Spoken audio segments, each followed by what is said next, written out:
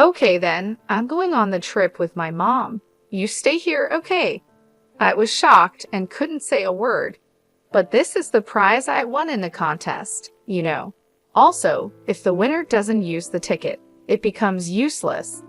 I wanted to say that, but my husband David cut me off with something shocking.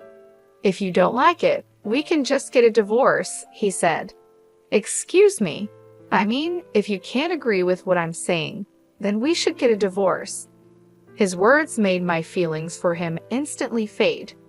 My name is Olivia, and I'm a 32-year-old office worker. I went to an all-girls school from middle school through university and started working without really talking to men. I was so busy with work that I never had time to fall in love. Suddenly, I was 27 and still single. Thinking this was not right, a friend set me up on a blind date.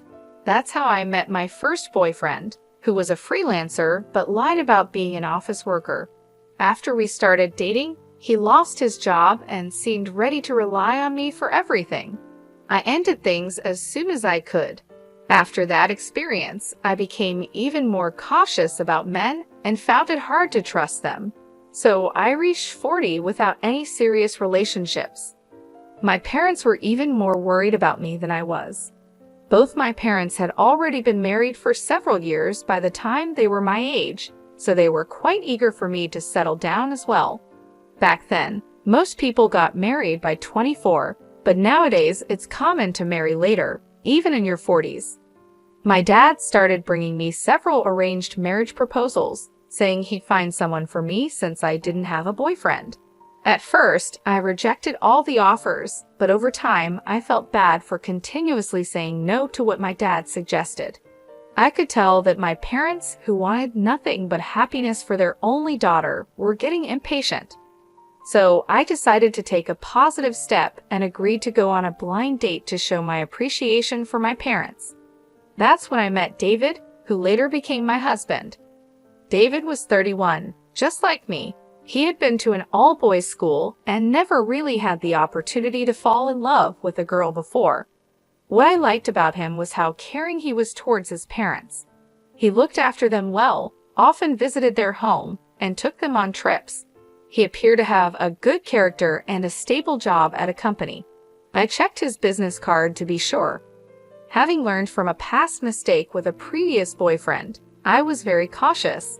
However, everything seemed normal with David, and I felt he was trustworthy. As we dated, David, knowing I was shy, took the initiative and treated me very well. I gradually found myself more drawn to him. After 3 years of dating, David proposed, and we got married. My parents were overjoyed and shed tears of happiness when they heard the news that I was finally getting married. I genuinely felt fortunate to have met a good man and was equally pleased about looking after my parents in this significant way. After our wedding, my husband and I enjoyed our honeymoon and began our married life with joy and companionship. We both had jobs, so we shared the household duties accordingly. Cooking was my forte as my husband wasn't great at it, so he took on the laundry and cleaning tasks. We worked well together, supporting each other and enjoying a harmonious married life. However, our marital bliss faced challenges after just a year. The turning point came when my father-in-law died from an illness. This event deeply affected my husband, who then started paying excessive attention to my mother-in-law, Julie, who was left alone. David, my husband, began spending his days off at his mother's house. Sometimes he and Julie would go out, just the two of them, and occasionally he would stop by her place after work to share a meal. They even started taking trips together. This situation made me feel deeply disrespected. It wasn't just about him caring for his mother, which I understood and respected, but the secrecy and the priority he gave her over our relationship hurt me. It seemed he had shifted from being family-oriented to becoming overly attached to his mother, a true mama's boy. Despite this, David appeared oblivious to the implications of his actions or how they affected our marriage. In an effort to maintain peace and hoping for a change, I decided to compromise and continue investing in our relationship. The idea of divorcing after only a year of marriage was upsetting, particularly considering how it would affect my parents. Moreover, I harbored hopes that starting a family might bring a new dynamic to our relationship, potentially shifting David's focus. The decision to not rush into a divorce was difficult, but I resolved to stick it out, pondering on the complexities of our relationship and the potential for change. I recently started a new hobby of entering contests to win prizes, which I found surprisingly enjoyable. I've been winning things like cosmetics and food by writing reviews and staying persistent. Then I won a big prize and won contest airline tickets to Fiji. I was so surprised that I read the email 3 times.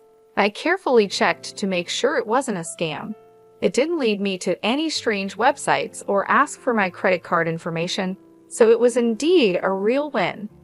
I learned that I needed to contact the airline in advance to use the tickets.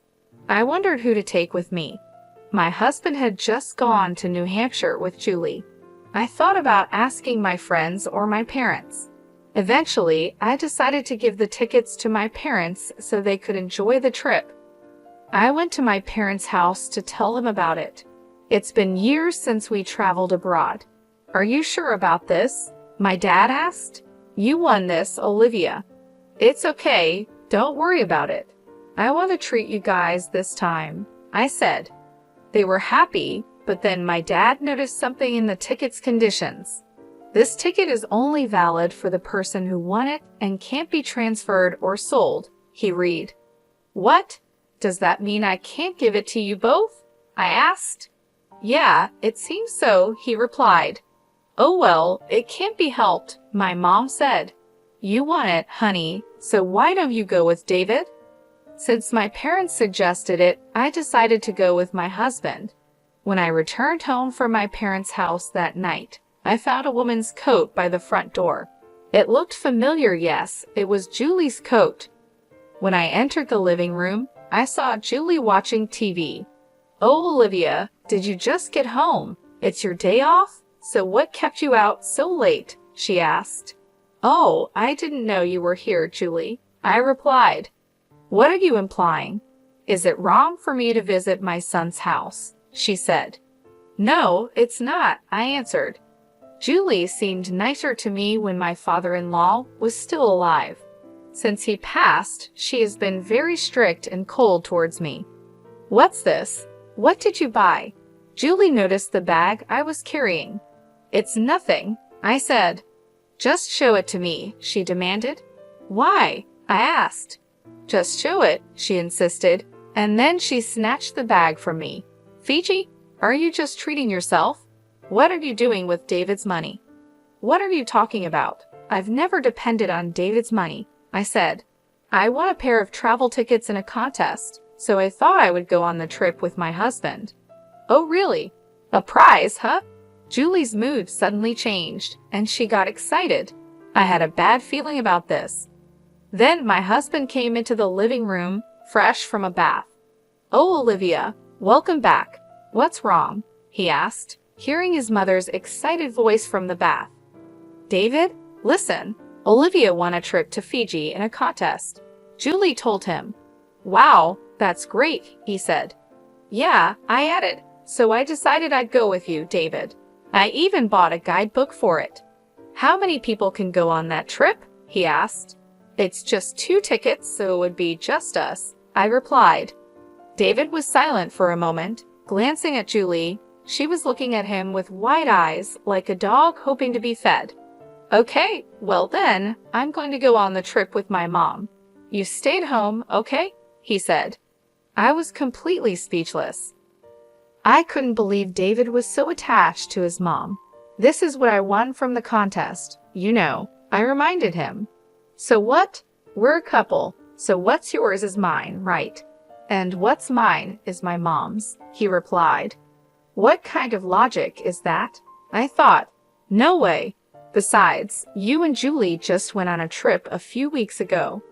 That trip doesn't relate to this one. I paid for that, and it was within the country, he argued. I haven't been on an overseas trip in years. I'm so excited, Julie chimed in, already planning the trip. Hey, I didn't even agree that you two would be the ones going. Besides, the ticket would be invalid if I'm not there, I tried to say, but David cut me off with something shocking. If you don't like it, then we can just get a divorce, he said. Excuse me, I said, if you can't listen and follow what I say, then we'll get a divorce. I never thought he would say something like that. Instantly, my affection for him cooled. Do whatever you want, I told him. Why didn't you just say you were so selfish? Both David and Julie looked as if they had won a big fight. They took the guidebook from me and began to happily plan their trip. Meanwhile, I started thinking about what I would do after a divorce. Later, my husband asked me to contact the airline, so I did. I asked if I could give the tickets to my husband or relatives if I couldn't go. Sorry, but you're not allowed to give the tickets away, even to your family or relatives, the operator replied. Well, of course, I said, realizing this made sense. I then decided to decline the tickets I had won in the contest and hung up the phone. Afterwards, I told my husband about my decision. I called to remind you about the terms and conditions on the tickets, so please check the details.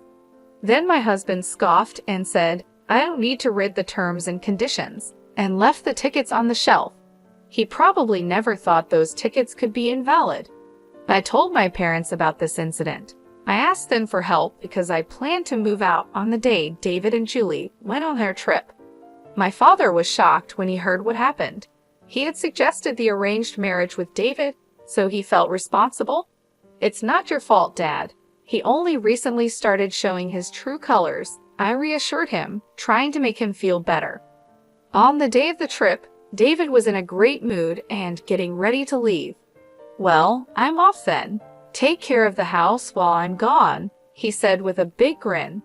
Yeah, have fun, I replied with a big smile, surprising him. As soon as he left, my parents arrived to help me move. They loaded my belongings into the car, and we drove to the new apartment I had found near my office. I had started looking for a new place as soon as I got fed up with my husband. 5 hours later, my husband called me. Hello.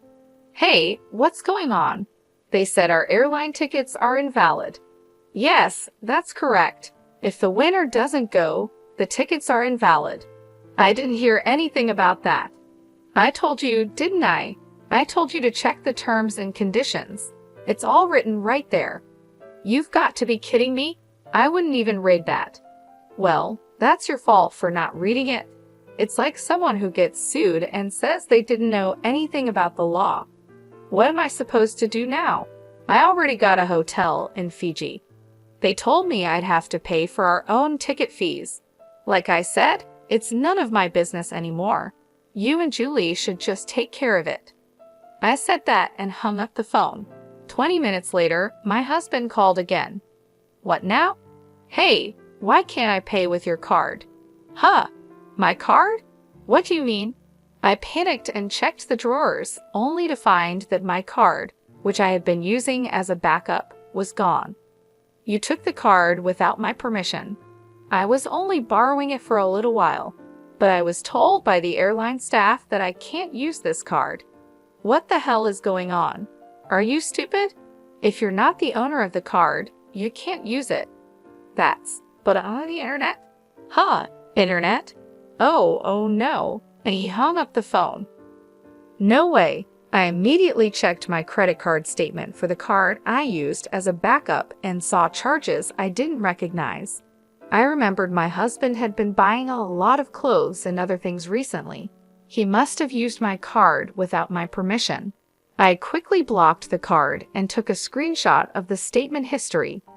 With this evidence, I planned to confront him later. A few days after his trip to Fiji, my husband called. Hey, what is the meaning of this? I don't see any of your stuff and belongings in our house anymore. And you left divorce papers on the table. What the hell are you thinking? Well, I can't go on living with a mama's boy who prioritizes his mother over his wife and turns into a thief using my credit card without permission. What? If you won't sign the divorce papers, then let's fight in court. Court?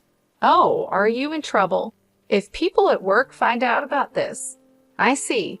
Then I'll request my divorce through my lawyer, so you better quietly agree to the request. No way. My husband reluctantly agreed to the divorce. He accepted on the condition that there would be no division of property, and he would also pay for the credit card bills he racked up without my permission. But my revenge doesn't end there. I decided not to talk about what had happened, but I wasn't sure what my father, who had arranged the marriage, would do or say. Soon my ex-husband called me. Hey, this is not what we agreed on. Everyone at work knows about what happened. Now, they talk about me behind my back, and I'm known as a mama's boy and a thief. I can't hold my head high in my company anymore. Oh, what a pity, I replied, but I hadn't told anyone about this. Did you forget that so many people were involved in our marriage? He asked. Yes, our marriage was arranged through connections. My father, a general manager, and my ex-husband's boss, a department head, were good friends. They set up our blind date because my ex-husband was a promising bachelor working under him. It turned out that my ex-husband's boss was very upset with him over this whole mess. David was now being shunned at work, and his career prospects had dimmed. As for Julie, the news had spread to her neighbors, and they started avoiding her, leading her to isolate herself at home. They both faced the consequences of their actions, and I felt no sympathy for them. Meanwhile, I focused on my career, earned a promotion, and received a raise. To celebrate, I took my parents on an overseas trip to France, a place we had all wanted to visit for a long time. We created wonderful memories together. This whole ordeal has been a learning experience for me. I'm shocked that he turned out to be not just overly attached to his mom, but also a thief. At this point, there's nothing more to be done for him. I'm relieved that my family enjoyed their time together in France. I hope I, a kind and family-oriented person, will find someone better and truly wonderful in the future. Thank you for watching until the end. Please subscribe to our channel, and we hope to see you in our next video.